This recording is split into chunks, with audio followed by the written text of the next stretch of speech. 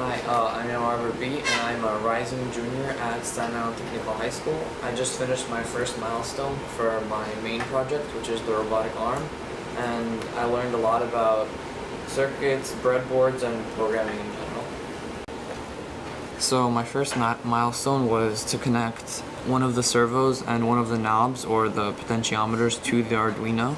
So the first thing I had to do is I had to connect my Arduino to my computer, and then instead of connecting the servo and the knob directly to the Arduino, I actually set up my breadboard.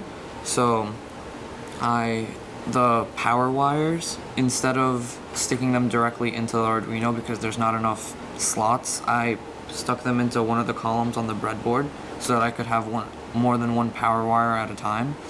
And then, so that's this red wire here, and then the black wire is the ground wire. And I did the same thing that I did for the power wire with the ground wire. I attached it to the breadboard so that I could use more than one ground wire at a time. And then the yellow wire is the signal wire, which I attached to the digital 9, the 9th socket slot here. So after I did that, I had to solder some wires to the potentiometer, and then I also had to connect the potentiometer to my Arduino.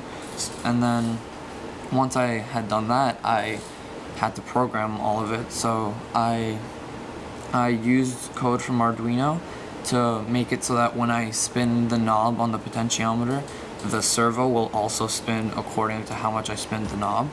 So when I actually spin the knob on the potentiometer, since I have both the potentiometer and the servo attached to the Arduino, they correspond with each other, so the servo also moves.